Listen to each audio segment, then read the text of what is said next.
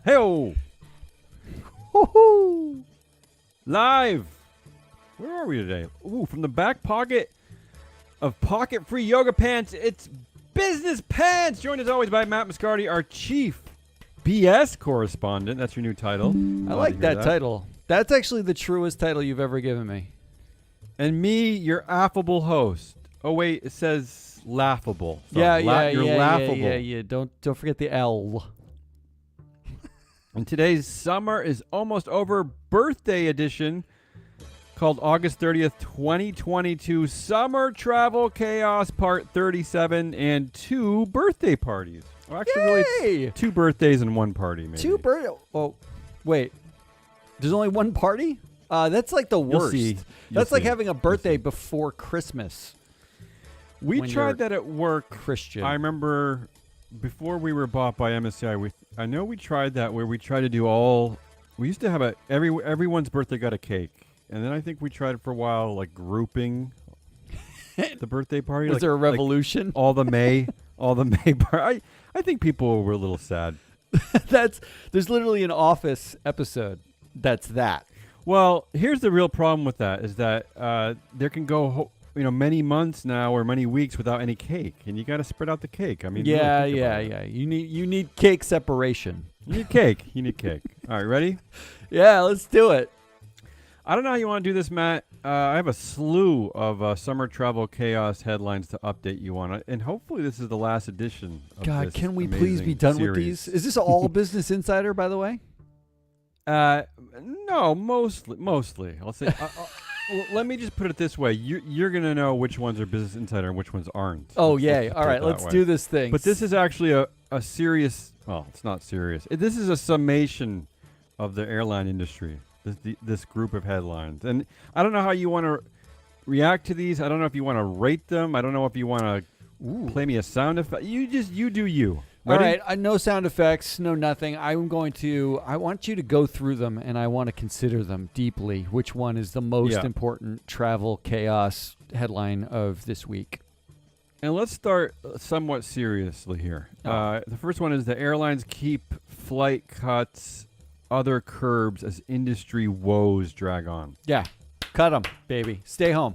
Stay grounded. That's the up industry there. is suffering. I like that. A good start. And as you can tell, that's the Wall Street Journal. That's not the Business Insider. Yeah, that's not Business Insider. That sounds like a real story. Out of the Financial Times, the headline is that Boom. There's a company called Boom Supersonic, I believe. Oh yeah, I saw this. The CEO fights doubts over bid to revive supersonic jet travel. Why, Matt? Why would anyone be skeptical about the airline industry these days? Well, I don't know. But why do we need to travel faster than we currently are? Is anybody complaining that we're not going fast enough? Let me tell you how wonderful it is to be a white man in the world of corporations. Because I dug into this company. Here's the founder and CEO is a man named Blake Scholl, right? Here's his background. I don't know if let me know if this surprises you or not. Here's his actual literal background. He's got a BS in computer science. That's a board sabermetrics and remember, this is the founder and CEO of a supersonic jet company. Okay, good. And he's had leadership roles at Amazon and Groupon. Groupon's the one that really gets me. That's the one that very clearly. Blake pioneered the automation of digital ad buying, enabling advertisers to build their own long tail by promoting niche products to relevant customers. This is the guy. That's the word salad I was looking for my airplanes. Oh, my God. All right, moving on. London airport cancels 26 flights at the last minute, a day after claiming it was business as usual. I'm okay with that. That's feeling a little bit more Business Insider-y, though, no? That's close, but we're talking about 26 flights. So if you just do the math, that's like several. That's what 100-person a flight at least, maybe 600 to 6,000. That's like more than 1,000 people we're talking about. That's a real number. Here's the scary part. This next headline, and this is where this is the kind of headline you realize that no one's learning from anything. We thought they were before. No one's fighting the other revelation I heard yesterday that it is a definite that the sea levels will rise. What is it? 10 inches by Yeah, I just saw 2100? that. Yeah, and it made me feel reverse good. That. Yep, it's irreversible. We're underwater. So here's how they're dealing with this. With this headline: London is due to get a 7th international airport after plans to redevelop a former Air Force base were approved. So that's the solution: is yet another airport. You know, I was thinking there aren't enough places to fly into London.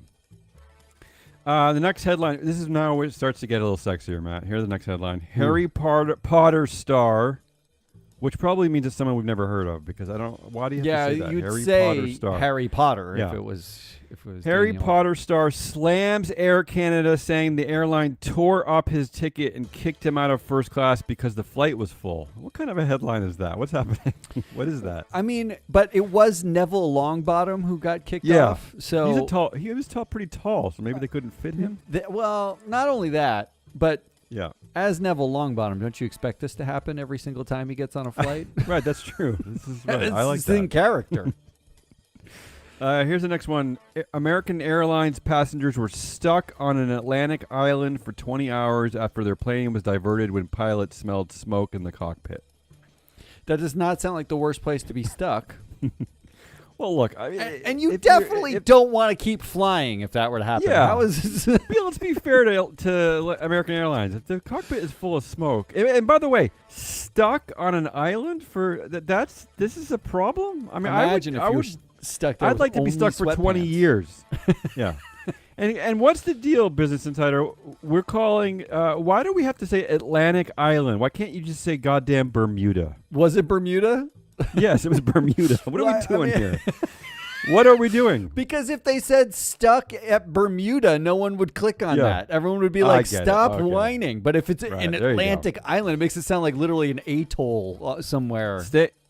Staying in our Summer Travel Chaos Part 37 series, here's a good one. Blind woman's guide dog was squashed in footwell for 8 hours on 2 WestJet flights.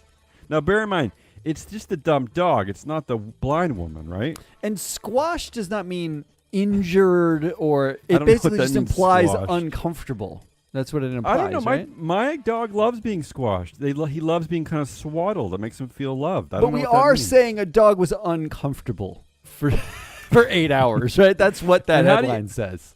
And help me work this out. It says 8 hours on 2 WestJet flights. Is it 8 hours per WestJet flight, or do you think it's total? I don't know, but I'm going immediately to my Robinhood account to short WestJet as a result of this story. Thank you, Business Insider. The next headline. Tourist says she had 10 flights canceled, and it took 13 days to return home to Shanghai due to a COVID-19 lockdown at a resort she visited in China. You care about this one? I mean, is that really the airlines? I mean, like, there's a days? COVID-19 lockdown. What is the airline? What are they supposed to do? Let's do the math here. Return home to Shanghai, right? And the lockdown is in China, it sounds like? I think she's already in China. Why can't she just hop on a bus? What's going on here? No, she's not. What's happening? I don't know. Who knows? I don't know. Moving on. She's going from China to China, and she got stuck. This might be my favorite one of the week. A worker at one of Europe's busiest airports says a lack of confidence in baggage handling is leading to flight delays. Come on, you could do it, Jimmy. Just pick up that nice red one, and everything is going to be okay. What is this? What is happening here? What's the lack of confidence? I don't understand. And also, do we have to call it one of Europe's busiest airports? It was Heathrow. It wasn't. It was like, this is just a London story again. Here's a good one. This is kind of a different one, but staying in our This is chaos ridiculous. series. You know, just for our one listener, there's like 12 more of these. Just these just keep going. Air France pilot suspended after in-flight cockpit brawl. Oh, I did see that. Yeah.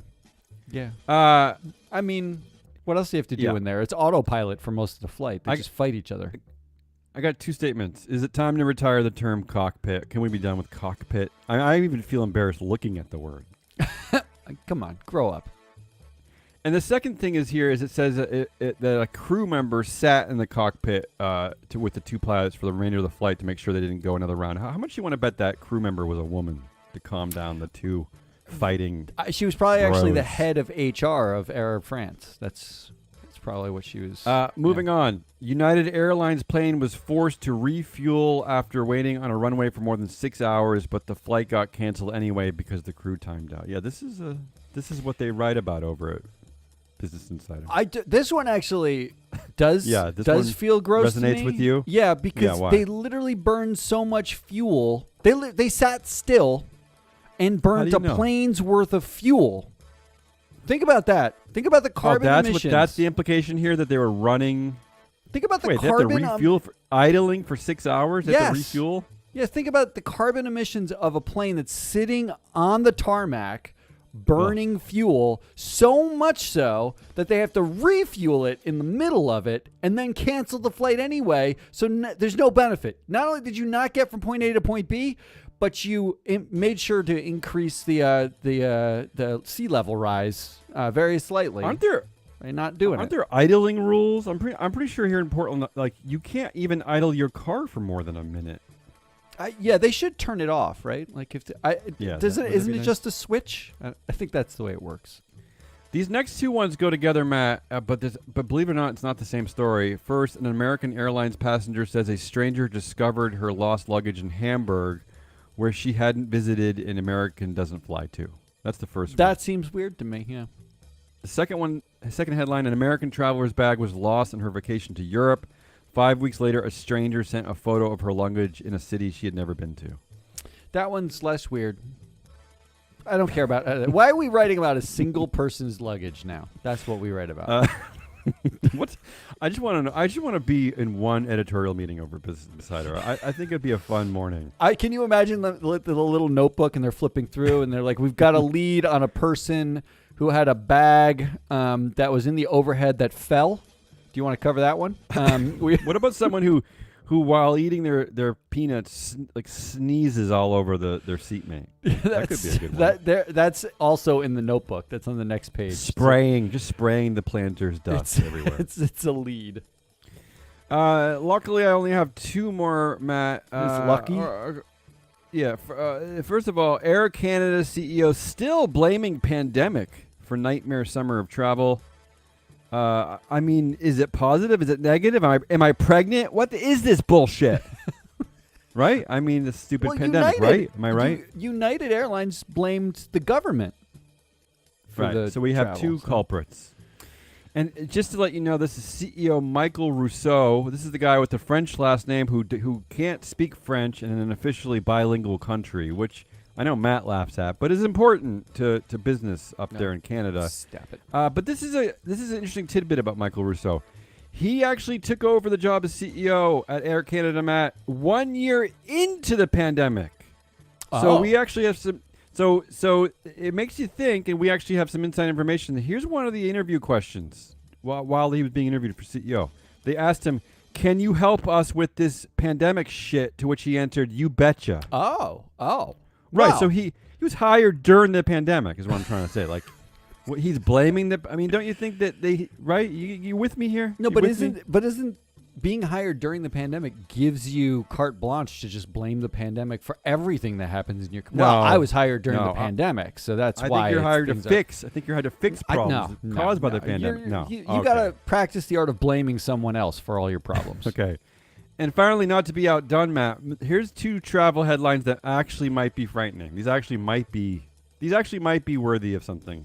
The first one, a train passenger among dozens stranded in 32-mile undersea tunnel for 5 hours describes terrifying journey into the abyss that was like a disaster movie. This is the Channel Tunnel. Count me out. Is that Yes. Yeah, this is from the Paris to London train. I saw some footage of this. They were trapped underneath the English Channel, and they had to get out of the train and walk to another train. It looked really horrible. I'm with. This is horrible. I'm not doing it. This is a real story. This isn't an airline story, but that makes me want to take a flight more than the channel. And the second one is a roller coaster at Six Flags in New Jersey that climbs 19 stories, malfunction, injuring 14 people. Yeah, Again, something happened there. Something got hurt. Don't get roller coasters and cruises are things that we don't need. We just don't need those things. Sorry. Happy birthday, Matt. What? It's my birthday? First, to Warren Buffett is 92 in honor of Mr. Foursquare in 12 years. Here's one of the folksy billionaires' most lovable / most stupidest quotes. Here we go. Yeah, he actually said this, and he's actually celebrated for this, Matt. Ready? Rule number 1, never lose money. Good rule. Rule number 2, never forget rule number 1. That's real. If I never heard another folksy saying from our capitalist teddy bear, I'd be a happy man. The good news is that we found the only thing stupider than our show, and that's Warren Buffett. So that guy, I know he's made a lot of money, but sure he has. The gap between Warren Buffett and like whatever you think of a heinous like capitalist villain is actually very, very small. I'm not sure that it's that big. The gap is saying things like rule number 1, never lose money. Rule number 2, remember rule number 1. That's the gap. All right. And also happy birthday to SOX. The Sarbanes-Oxley Act of 2002 is, you guessed it, 20 years old. Wow. The birth of modern governance. The law was enacted as a reaction to a number of major corporate and accounting scandals, most infamously Enron and WorldCom. Matt, I'm going to tell you the actual names of these acts in both the Senate and the House. I'm going to ask you this. Would SOX pass today? Listen to these names. Listen to the name of this act. Public Company Accounting Reform and Investor Protection Act and Corporate and Auditing Accountability, Responsibility, and Transparency Act. That's the names of the official names of this. Yeah. Two things strike me. Number one, the acronyms formed by those two separate acts are terrible. Mm-hmm. I mean, nobody's going to remember the PCARIPA. Yeah. Or the CAART CARTA Act. So they're out.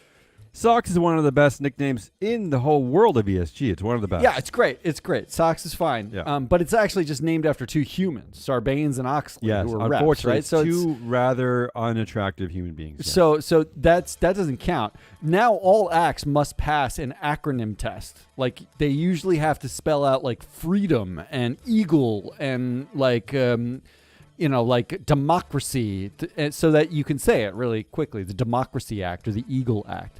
So already out. Number two, no, that would not pass today. There's way too many things. Hester Pierce would write 7,000 words about how this was like to do irreparable harm to the world. Yeah.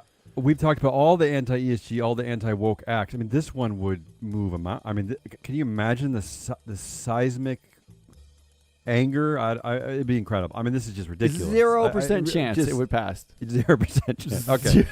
And finally, because everyone wants me to stop talking, Matt, which birthday here do you care most about? So I'm going to let you pick which one, Warren Buffett or SOX. Which one do you want to celebrate and talk about? Who do you want to throw a party for? I like SOX better than Buffett. Okay, go for it. Go. All right. So I have two groups. So I did a little research. And there are good. You see? There are two main groups that I think. What are you here? You're the chief. I'm the chief BS correspondent. Yeah. Okay. I think there's two groups of people that would celebrate the passage of SOX in the U.S. There would be the back in my day board grandparents. That's every director still on a board that has been there since 2002 or before. Which is SOX was passed in late 2000, mid 2002. So these are all directors who basically remember pre-SOX. They're the pre-SOX. Yeah, pre-SOX. Yeah, and then there's the inaugural post-SOX class of 2003. These are all the directors who were elected in 2003. Just 2003. Okay. They're the first class. So, in fact, here's some things to note. There are the back in my day. Let's start with the back in my day. These are pre-SOX directors. There are currently 1,600 of these directors still on boards today. There are only in the U.S. There are only 23,000 directors in the U.S. 7% of U.S. directors have been there since before Sarbanes-Oxley. 7%. Coincidentally, this is even before the Red Sox and the White Sox finally won their World Series. They hadn't won a World Series like 100 years. This is even before that. Can you pre-SOX? Can you think of that? First of all, that number by itself, like almost 1 in 10 directors, investors. Where the fuck are you? Why do you keep electing these people? They've been there for like 700 years. Get rid of them. You should not have anybody who remembers a time before board accountability and audits. I wonder how many and of these financial are family statement rules. I wonder how many of these are family members. Not to make this too corporate governance. I got rid of of them. Family members in that group. I got rid of founders and executives, and I got rid of them. So okay, so these are just dopey people who've been around for a while. They don't leave. They don't ever leave. Right, they don't leave. In fact, do you think the world has changed at all in the last 20 years? Do you notice anything different? There's not anything new that's ever come out ever. Okay, the Enron was cool crowd includes 411 of those 1,600 directors. That's if you could do some quick math, that's 25%. 1 in 4 are actually on audit committees today. What are they doing there? Not to disturb you, Matt, but can something be said for experience? 4% of these people can say, I remember when no one paid attention to us on these audit committees. The good old That's days, who you want. That's the experience you want to put on your audit committee. The good news is, according to our metrics, on average, these directors have about 11% of their board's influence. They're not highly influential, which is exactly the U.S. director average. So they're basically rotation players. Yeah, I was going to say, you said that just by coming on to the average size board, your influence is around 12%. Yes. So they're very average people. They're average people. These are Which is strange, really, when you think about it. You think they would have accrued, still have a job? Yeah, right. You think they would have accrued some kind of influence or power over those. How do you survive for more than 20 years and you have no one cares about you? Well, maybe they're around as like an extra vote for somebody more powerful because they can always rely on old Gus over there. He's sleeping in his scrambled eggs. He'll give me his vote every time. That's exactly correct. Which means get the fucking rid of these people. That's my advice. Get rid of them. And then there's the SOX class of 2003. This is the class that was elected. SOX passes in the late summer of 2002. Yeah, the first class of directors that get elected in 2003. I know. This is their 20th direct. There are 232 of these directors who are still on boards today, and 50% of them are on audit committees. I actually think this is the audit class. That makes sense to me. In 2003, they all of a sudden had to add directors who had audit experience. Yes. Well, we talked about the George Floyd effect that happened due to the BLM protests, right? We got a lot of black directors on boards, the George Floyd effect. This is the SOX effect. I like it. This is the SOX effect, so we can see it. And they include people like 90-year-old Sandy Robertson, who's on the Salesforce's board.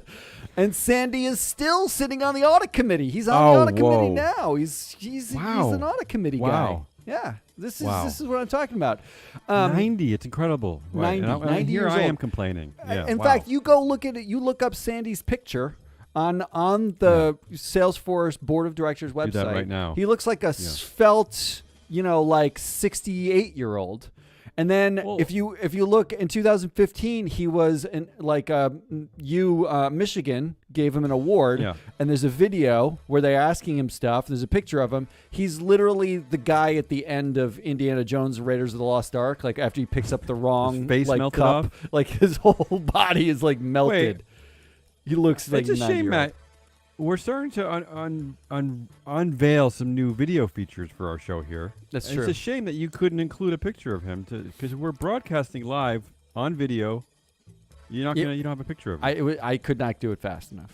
It was a tight morning. We're broadcasting early this morning. But it's true. We usually go on 2 hours later. Yeah, that's true. The good news is that the class of 2003 has exactly the same influence as everyone else. So we can vote them out too because they're pointless. Just get rid of them. These are all rotation players. 11% influence. Same 11% influence. So they're not more influential. But I do like that we have an audit class in 2003. Enron, Tyco, WorldCom, all these things happen. Sarbanes-Oxley passes. What's the first thing boards do? Because they're highly reactive, they don't think 7 seconds ahead of themselves, is they bring in a whole bunch of people that they think will fit on an audit committee in a post-SOX world. That's the first thing they do. And then they do that and leave them on the board for 100 million years because they don't need to think 10 seconds past that. So congratulations. Those are my 2 SOX classes. Everybody. Happy birthday, SOX. Happy birthday, those people. Close the bag. That's it. We're going to close this stupid bag that is August 30th, 2022. That's Damian Rollis. I am your BS correspondent. We are Free Float Media. I don't want to say any more words, so goodbye.